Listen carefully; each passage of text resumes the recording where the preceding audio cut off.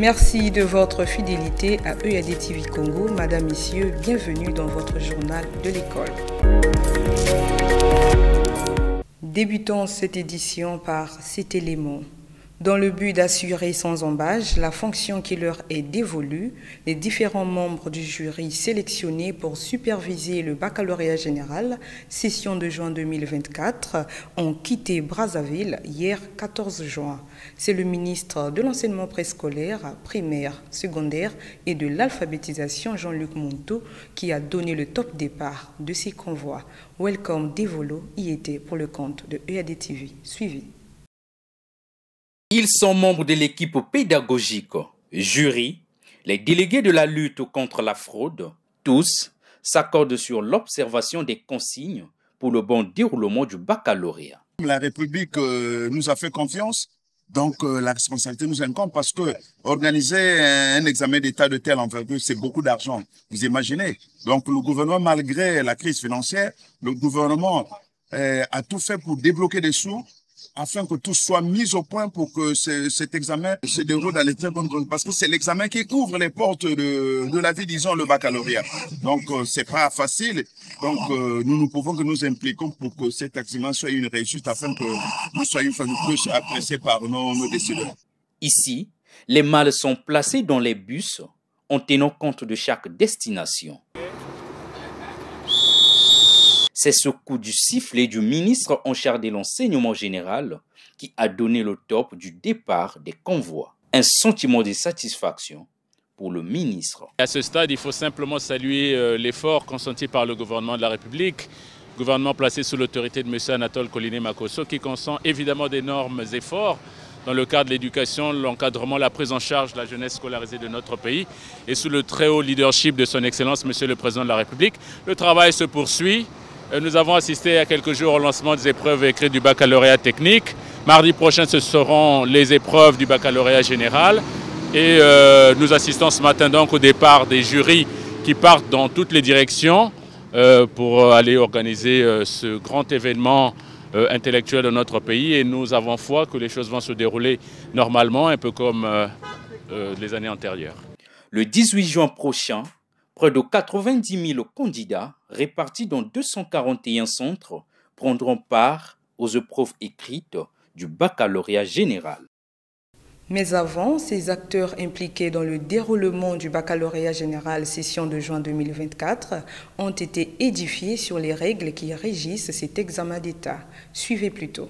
La numérisation des PV, la procédure de supervision et contrôle des examens d'État, saisie informatique des notes, ce sont entre autres sous-thèmes abordés dans cette salle.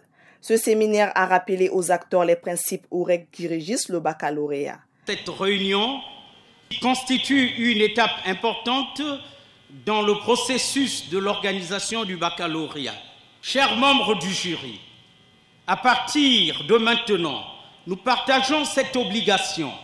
Il vous incombe donc de nous emboîter le pas afin de construire tant soit peu le prestige de notre baccalauréat. Nous exhortons tous à la noblesse, à l'abnégation et à la confidentialité. Jean-Luc Monteau a exhorté les participants à mettre en pratique les connaissances acquises. Le ministre a également appelé à la collaboration entre les différents acteurs impliqués dans le déroulement de cet examen d'État. L'expérience et la capacitation sont indispensables pour contrer toute velléité à dénaturer le caractère révéré du baccalauréat. Vous êtes, pour beaucoup, des professionnels habitués à cet exercice. Il s'agit des rappels pour que chacun respecte son couloir et gère en toute responsabilité, en observant toutes les étapes dans l'exercice des fonctions à nous dévolues. Il vous reviendra la nécessité de travailler en équipe et dans le respect de tous, afin de disposer des données mobilisables à temps, essentielles à la décision, c'est-à-dire pour l'analyse des impacts de l'examen de cette année scolaire qui s'achève. Les participants ont souligné l'importance de ce séminaire qui est à sa deuxième édition. Mes sentiments sont des sentiments de joie, de telle sorte qu'il y a eu des conseils qu'on nous a demandés. Que chacun doit rester à son couloir qu'il n'y ait pas de problème entre les ordres antifraude. Nous ne poussons pas à chaque instant, quand il y a toujours un fait qu'on n'a pas vérifié, qui n'est pas clair, que nous puissions appeler le ministre à chaque instant. Le baccalauréat de cette année affiche un effectif de plus de 89 000 candidats, un nombre en rabais de 2,58% comparativement à l'année dernière. De l'autre côté, les enseignants des établissements scolaires du public affûtent leurs armes sur les nouvelles méthodes d'enseignement en mathématiques et français, lesquelles méthodes concernent respectivement les classes de CP2, CM2 et 3e. L'initiative est à mettre à l'actif du PASEC, programme d'analyse des systèmes éducatifs de la Confémen. On fait le point avec Love Mpana. C'est une formation du personnel enseignant qui vise à enquêter sur les problèmes du système éducatif congolais. Une initiative du PASEC, le programme d'analyse des systèmes éducatifs de la Confémen. Pour y parvenir, ces enseignants seront formés sur les nouvelles méthodes d'enseignement des mathématiques et français. Les classes de CP2, CM2 et de la 3e sont présentées comme des niveaux prioritaires. Nous sommes ici à l'étape préparatoire que nous appelons la mise à l'essai. Chacun des superviseurs, des formateurs est en train de prendre une classe des enseignants qui vont se déployer sur le terrain pour aller enquêter les enfants. Et nous allons travailler pendant 5 jours. Et là, il est question donc de mettre à la disposition des enseignants des outils, les expliquer comment ces outils fonctionnent. Pour ces participants, cette formation est d'une importance capitale dans l'exercice de leur métier. Avant, c'était avec les supports.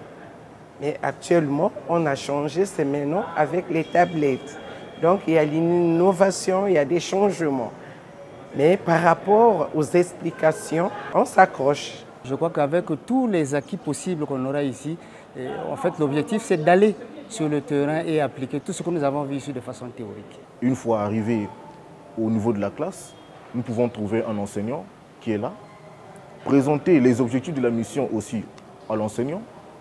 Et en ce moment-là, nous pouvons passer à la sélection. Parce que l'objectif de cette enquête, il est question de travailler avec 30 élèves. Cette formation précède l'évaluation de 2024 avec la digitalisation de la collecte de données, notamment avec le CAPI en 2e année primaire. Coopération Congo-FMI dans cette édition. Le ministre de l'enseignement préscolaire, primaire, secondaire et de l'alphabétisation, Jean-Luc Montou, et le chef de mission du département d'Afrique du Fonds monétaire international, Roland Kani Podar, ont passé au peigne fin les difficultés auxquelles est confronté le système éducatif congolais. Cet échange vise à amener des solutions dans le cadre de la facilité élargie du crédit. Les deux interlocuteurs ont abordé les questions révélant du sous-secteur de l'enseignement préscolaire, primaire, secondaire et de l'alphabétisation. Entre autres défis soulignés par Jean-Luc Moutou figurent la formation des jeunes, les déficits du personnel enseignant, l'insuffisance des infrastructures scolaires. Des axes prioritaires qui pourront bénéficier du programme de soutien du Fonds monétaire international une fois adopté par le conseil d'administration de cette institution financière. Nous sommes en visite à Brazzaville dans le cadre de la 5e revue au titre de la facilité élargie de crédit, un programme du gouvernement congolais soutenu par le Fonds monétaire international. Et dans le cadre de ce programme, nous avons déjà eu un accord au niveau des services. Donc le dossier du Congo est en cours d'examen et qui sera soumis bientôt au conseil d'administration. Et dans le cadre de ce programme, une priorité, c'est les secteurs sociaux, le secteur de l'éducation, la santé et les affaires sociales. Donc c'est dans ce cadre que nous avons eu le plaisir d'être reçus par Monsieur le ministre pour discuter des défis auxquels son secteur est confronté et comment est-ce que le programme peut porter les priorités du gouvernement dans ce secteur. Roland Kani Podar s'est voulu rassurant quant au soutien du dossier du Congo aujourd'hui à l'étude, en vue, a-t-il indiqué, d'accompagner les efforts du gouvernement. Des distinctions honorifiques d'ambassadeur de la paix et un titre de docteur honoris causa décerné à 5 lauréats à Brazzaville. Ceux-ci ont impacté par la qualité de leur production intellectuelle et culturelle. Parmi les heureux récipiendaires, on compte 2 membres du gouvernement que je vous propose de découvrir dans ce reportage de Magali Nanga. Suivez. Ils ont été sélectionnés pour leurs contributions remarquables dans des divers domaines. Au total, 5 lauréats se sont vus décerner une distinction honorifique d'ambassadeur de la paix et un titre de docteur honoris causa. Leur dévouement et leur accomplissement sont des sources d'inspiration et témoignent de leur capacité humaine à engendrer des changements positifs et durables dans les sphères de leur secteur d'activité. Ce qui nous souligne bien de l'importance de la collaboration entre les institutions académiques et de la société civile pour arriver à faire une coopération palpable, preuve de cette cérémonie. Que cette reconnaissance reste une source de bénédiction pour continuer à exercer vos missions nobles et à inspirer aux générations futures comme modèle. Ces distinctions mettent en lumière les réalisations de ces personnalités et leur engagement pour le bien-être de l'Afrique.